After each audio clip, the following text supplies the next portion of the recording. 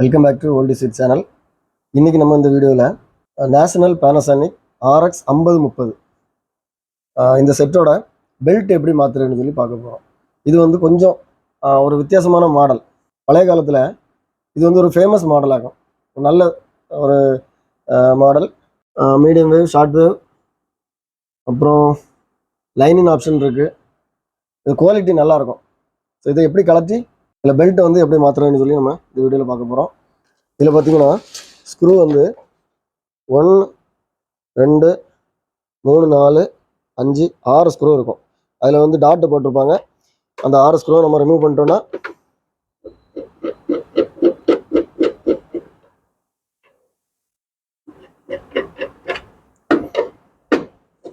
எந்த டேப் ரெக்கார்டர்லையுமே நம்ம இதை ஓப்பன் பண்ணுறதுக்கு முன்னாடி இந்த எஜெக்ட் பட்டனை ப்ரெஸ் பண்ணி இந்த டோரை ஓப்பனில் வச்சுக்கணும். அப்போ தான் வந்து கரெக்டாக நமக்கு ஓப்பன் ஆகி வரும்.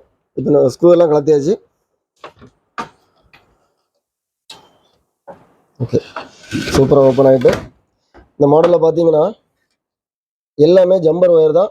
இதெல்லாம் கனெக்ட் நம்ம தேவைன்னா கலத்திக்கலாம். ஆனால் பட் நமக்கு கொஞ்சம் லெங்க்த்தியாக இருக்கிறதுனால பிரச்சனை இல்லை. இப்போ இதில் பார்த்தீங்கன்னா இங்கே வந்து 1 2 இங்கே உள்ள 2 ஸ்க்ரூ இருக்கும். இந்த 2 ஸ்க்ரூவும் கலத்தோம்னா கண்டிப்பாக இதை கலத்தி எடுக்கணும். ஸோ கொஞ்சம் கவனமாக கலத்தணும். இது வந்து கொஞ்சம் இந்த மாடல் வந்து கொஞ்சம் கஷ்டமான மாடல். பார்ப்போம் எப்படி கலத்துறேன் பார்ப்போம். ஃபஸ்ட்டு வந்து இந்த 2 ஸ்க்ரூவும் கலத்தி விட்டுறேன்.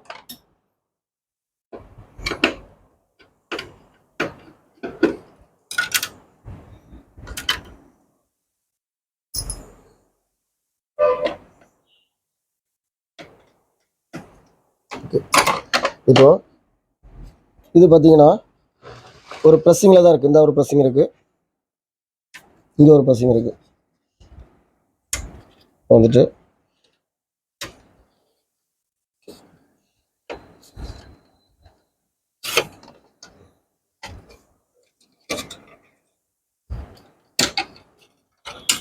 இதை கவனமாக எடுத்து வச்சுக்கோங்க. ஏன்னா இது வந்து ரொம்ப நல்லா இருக்குது. இது கிட்டத்தட்ட ஒரு 50 வருஷத்துக்கு முன்னாடி உள்ளது. எவ்வளோ குவாலிட்டியாக இருக்குன்னு பார்த்துங்க. இந்த மெக்கானிசமே ஒரு வந்து ஒரு சூப்பர் மெக்கானிசம் ஆகும். அடுத்தால இங்கே 2 ஸ்க்ரூ இருக்குது. இதில் என்னன்னா இந்த ஸ்க்ரூ நம்ம கலத்தினாலும் இங்கே 2 ஸ்க்ரூ இருக்குது. மெக்கானிசத்தில் என்ன 2 ஸ்க்ரூ இருக்குது, மொத்தம் 4 ஸ்க்ரூ. அதில் 2 ஸ்க்ரூ கலத்தியாச்சு. ஓகே,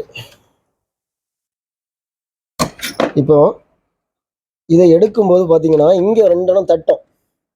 ஸோ அதுக்காக என்ன, இதை ரிமூவ் பண்ணால் தான் எடுக்க முடியும். இந்த ஒரு மாடல்லையும் மெக்கானிக்ஸை வெளியே எடுக்கணும்னா இவ்வளவு கஷ்டப்பட வேண்டியிருக்கு. இது கவனமாக பண்ணணும்.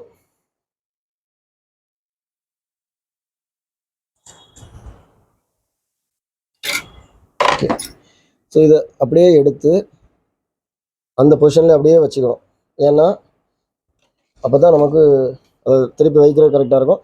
இப்போ இந்த நூலை லைட்டாக தூக்கிட்டு இதை எப்படி வெளியே எடுத்துடலாம். இதில் ஒரு ஜம்பர் ஒயர் இருக்குது. இந்த ஜம்பர் ஒயரை ரிமூவ் பண்ணிட்டீங்கன்னா இது அழகாக வந்துடும். இங்கே பெல்ட்டு கலந்து கிடக்கு. பெல்ட்டு லூஸ் ஆகிருக்கும்னு நினைக்கிறேன். சரி பார்ப்போம் என்ன பண்ணுவோம். இந்த பெல்ட்டை ரிமூவ் பண்ணோம்னா இந்த ஸ்க்ரூவை கலட்டணும்.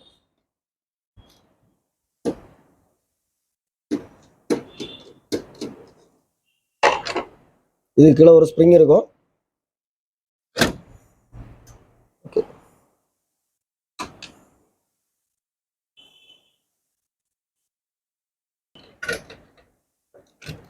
சரி. இது பார்த்தீங்கன்னா நல்லா லூஸாக இருக்குது இந்த பெல்ட்டு. பாப்பா இது எப்படி மெஷர் பண்ணணும்னு சொல்லி சொன்னால், இது நல்லா லூஸ் ஆகிட்டு அதனால தான் வந்து இது ஸ்லிப்பாகி விழுந்திருக்கு. இதை எப்படி மெஷர் பண்ணணும்னு சொல்லி நிறைய பேர் என்கிட்ட கேட்குறாங்க. இதை பார்த்துங்க. இது சில இடங்களில் இது கட்டாகி கிடக்கும். நீங்கள் கட்டாகி இருந்தாலும் இந்த மாதிரி 2ஆக ஃபோல்டு பண்ணிக்க. இந்த மாதிரி ஃபோல்டு பண்ணிக்கணும். ஃபோல்டு பண்ணிட்டு இந்த மாதிரி பார்க்கணும். சென்டிமீட்டர் சைடு பாருங்கள். கரெக்டாக பாருங்கள். 14 சென்டிமீட்டர் இருக்குது. 14 சென்டிமீட்டரில் இருக்குது. ஃபோல்டு பண்ணி இந்த லென்த்து வந்து 14 சென்டிமீட்டர் இருக்குது. ஓகே, ஸோ இப்போ நம்ம 14 சென்டிமீட்டர் இருக்கக்கூடிய கொஞ்சம் கம்மியாக இருந்தாலே போதும். நம்ம பார்த்து எடுக்கணும்.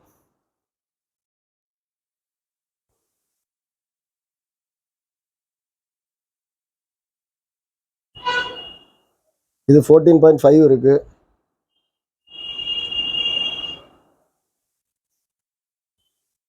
- 11.5 தான் இருக்குது. -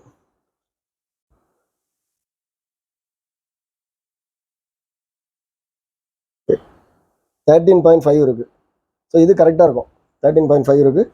இது கரெக்டாக இருக்கும். ஓகே, இந்த பெல்ட்டை நம்ம இதில் போட போகிறோம். இதை லைட்டாக நிறுத்திட்டு நான் அந்த ஸ்க்ரூ இன்னும் போடலை. ஓகே, இதுக்குள்ளே போட்டாச்சு. இந்த ஸ்ப்ரிங் இதில் வச்சு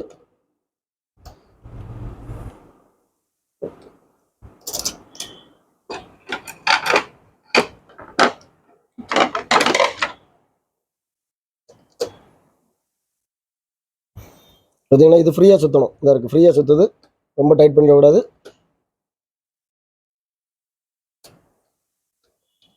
ஓகே, கரெக்டாக இருக்குது. இப்போ பெல்ட் இதுக்குள்ளே வந்தாச்சு. இந்த மாடல் பெல்ட்டில் வந்து எல்லா மெக்கானிக்ஸ்லையும் ஒரே மாதிரி தான் வரும். பார்த்தீங்கன்னா இதை சுற்றி இந்த மாதிரி வந்து இங்கே ஜாயிண்ட் ஆகும். கரெக்டாக இருக்குது பெல்ட்டு. இருக்கு பாரு, இதான் மோட்டார், இது ஃப்ளைவீல். ஓகே, கரெக்டாக இருக்குது. இப்போ பெல்ட் போட்டாச்சு. இதில் வந்து ப்ராப்ளம் பெல்ட் தான். ஏன்னா ரேடியோ போடும்போது சவுண்டெல்லாம் அழகாக வந்தது, ப்ளே பண்ணும்போது மோட்டர் ஓட்டுற சவுண்டு மட்டும் தான் வந்தது. ஓகே, இப்போ இனி இதை எப்படி மாட்டணும்னா நம்ம எப்படி கலத்துறோமோ அப்படி மாட்டணும். இங்கே பாருங்கள், இதை லேசாக தூக்கிட்டு ஓகே உள்ளே கொண்டு போயாச்சு. இப்போ பார்த்தீங்கன்னா கரெக்டாக இது வந்து இதில் உட்காரும், இது இதில் உட்காந்துட்டு. ஸோ முதல்ல இந்த 2 ஸ்க்ரூவையும் போட்டுக்கும்.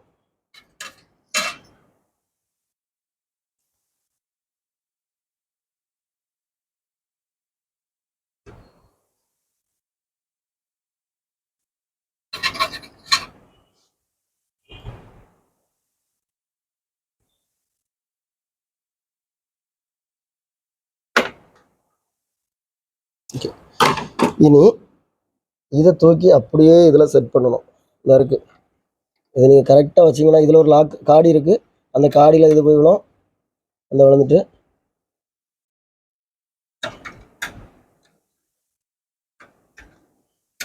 ஓகே, இப்போ கரெக்டாக சீட்டிங் ஆகிட்டு இப்போ இதில் ஒரு ஸ்க்ரூ, இதில் ஒரு ஸ்க்ரூ. இது தெரியாமல் கலத்தினோன்னா நம்ம மாட்ட முடியாது, டைரக்ஷன் மாறி போகும், செட் ஆகாது, டயல் கார்டு அப்புறம் சரியாக வராது. அதனால் இந்த ஒரு மெக்கானிசமும் கலத்தும் போது கவனமாக கலத்தணும். ஏன்னா அந்த டயல் கார்டு என்ன போகுது, இது வழியாக தான் போகுது. இது ஒரு நல்ல செட்டு. ஏன்னா பாருங்கள் எவ்வளோ குவாலிட்டியாக இருக்குது பாருங்கள். இத்தனை வருஷத்துக்கு முன்னாடி உள்ள செட்டு எவ்வளோ குவாலிட்டியாக இருக்குது, ஒயர் எல்லாமே நல்லா இருக்குது. ஓகே, ஸோ இப்போ இது கிளியர் ஆகிட்டு நம்ம இதை சுற்றும் போது டயல் கார்டு அழகாக போகுது. ஓகே, இப்போ இனி இந்த 2 ஸ்க்ரூவும் போடணும்.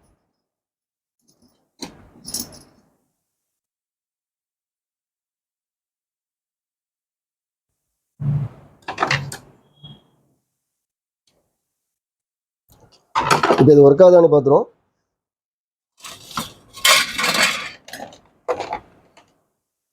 இதில் பார்த்தீங்கன்னா இதில் ஒரு மாடல் வந்து 2 சைடும் ஃப்ளாட்டாக இருக்கும். இந்த மாடல் யூஸ் பண்ணக்கூடிய செட்டில் வந்து இதுதான் யூஸ் பண்ணணும். ஏன்னா இதில் ஒரு சுவிட்ச் இருக்கும், அந்த மெயின் கார்டு ஒயர் நம்ம கனெக்ட் பண்ணக்கூடிய இடத்துல ஒரு சுவிட்ச் இருக்கும். அந்த சுவிட்ச் வந்து நம்ம இதை ப்ரெஸ் பண்ணும்போது அந்த சுவிட்ச் வந்து ஆன் ஆகும். அதனால் இதுதான் கரெக்டாக இருக்கும். ஓகே,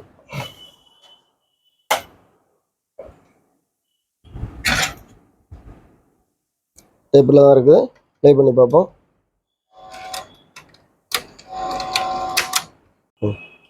இதில் பார்த்தீங்கன்னா நான் கலத்தி விட்ட ஜம்பர் இந்த இருக்குது, இங்கே இருக்குது. அதே மாதிரி ஒரு ஜம்பர் இங்கே இருக்குது. நான் கலத்தும் போது நான் பார்த்தேன், இந்த இருக்குது R/P ஹெட்னு சொல்லி போட்டிருக்குது. நான் இப்போ அதில் தான் கனெக்ட் பண்ணுறேன். நீங்கள் மாற்றி கனெக்ட் பண்ணிங்கன்னா ஒர்க் ஆகுது. ஆனால் கலத்தும் போது எந்த செட்டுமே கலத்தும் போது கவனமாக கலத்தணும். ஓகே, ஸோ இப்போ ஒரு கேசட் போட்டு ப்ளே பண்ணி பார்ப்போம்.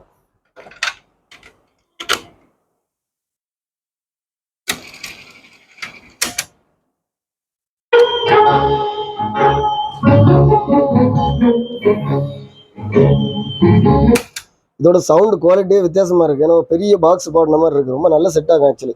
ஓகே, இது பாடுது, பட் கொஞ்சம் அந்த ஹெட்டில் ஏதோ அழுக்கு இருக்குன்னு நினைக்கிறேன். நான் ஏற்கனவே சொல்லியிருக்கிறேன், ஹெட் கிளீனர்னு சொல்லி ஒன்று நம்மகிட்ட இருக்குது. இது வேறு ஒன்றும் இல்லை, நீங்கள் ஐபிஏ யூஸ் பண்ணிக்கலாம். ஐபிஏல ஒரு பட்ஸில் வந்து கொஞ்சம் ஐபிஏ எடுத்து நீங்கள் அந்த ஹெட்டை க்ளீன் பண்ணிங்கன்னா ஹெட்டு சூப்பராக க்ளீன் ஆகிடும். ரொம்ப நாள் அப்படி இருந்தனால இதில் நிறைய அழுக்கு இருக்கிற வாய்ப்பு இருக்குது. ஒரு சைடு இந்த மாதிரி நீங்கள் க்ளீன் பண்ணிவிட்டு அடுத்த சைடு எடுத்து எசை தொடச்சிட்டிங்கன்னா போதும், ஹெட் வந்து புது ஹெட்டு மாதிரி ஆகிடும். வேறு ஸ்க்ரூ ட்ரைவர்லாம் அது பக்கத்தில் கொண்டு போயிடாதீங்க, அது வந்து அதில் மேக்னெட்டு வந்து ஒட்டிடும். அதனால் ஓகே, ஸோ இப்போ எல்லாம் கிளியர் ஆகிட்டு இனி நம்ம கவரை போடணும். அதுக்கு முன்னாடி இதை நம்ம எப்படி கலத்தினமோ அந்த மாதிரி மாட்டணும். இந்த பொசிஷன் தான் இருக்குது, இந்த லைட் இருந்தா இருக்குது, அதுக்குள்ளே கேப் இருந்தா இருக்குது. கரெக்டாக தூக்கி அந்த அதில் வச்சிங்கன்னா இந்த முள் இதுக்கு மேலே வந்துடும்.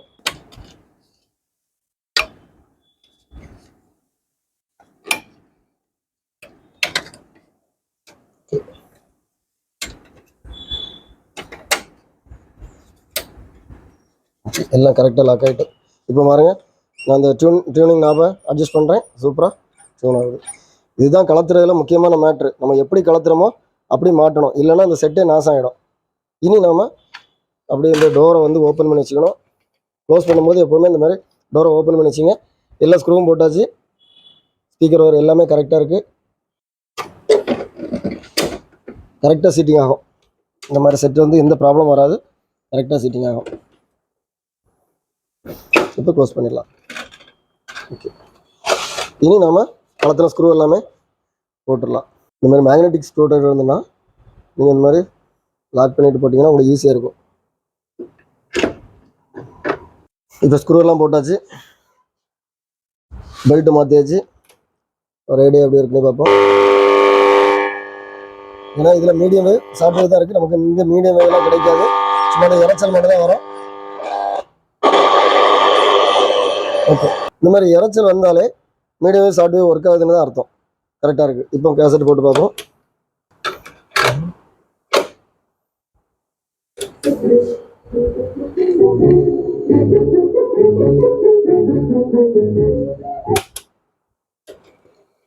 ஃபார்வர்ட் பண்ணுறேன்.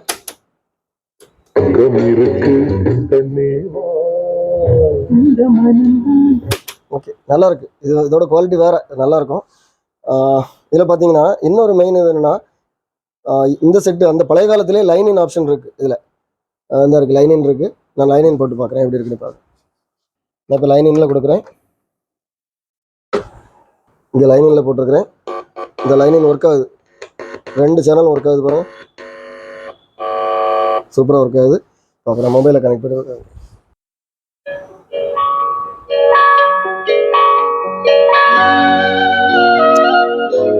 இது பார்த்தீங்கன்னா இந்த லைனின் ஆப்ஷனில் நம்ம ஃபோனை கூட கொடுக்கலாம், ரெக்கார்ட் பிளேயர் கொடுத்தாலும் ஒர்க் ஆகும்.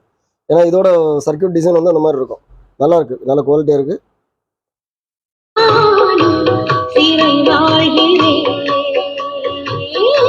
இந்த இண்டிகேஷன் பாருங்க, சூப்பராக இருக்கு. ஓகே, மொத்தத்தில் பார்த்தீங்கன்னா இந்த செட்டு வந்து நேஷனல் பேனசானிக் RX 5030. அது ஒரு பெரியவர் சொல்லுவார் 50-30ன்னு சொல்லி. இந்த செட்டு வந்து ரொம்ப நல்லாயிருக்கும். ஏன்னா இதோட ஸ்பீக்கர் செட்டப்பு எல்லாமே நல்லாயிருக்கும். வீடியோ பார்த்துருப்பீங்க. உண்மையிலே உங்களுக்கு இந்த வீடியோ பிடிச்சிருந்ததுன்னா லைக் பண்ணுங்கள், கமெண்ட் பண்ணுங்கள், ஷேர் பண்ணுங்கள். இது வரைக்கும் சப்ஸ்கிரைப் பண்ணலைன்னா சப்ஸ்கிரைப் பண்ணுங்கள். நம்ம சேனலில் இது மாதிரி இன்னும் நிறைய வீடியோஸ் வரும். எல்லா வீடியோஸும் பாருங்கள். ஓகே, அடுத்த வீடியோ வர வரைக்கும் பாய்.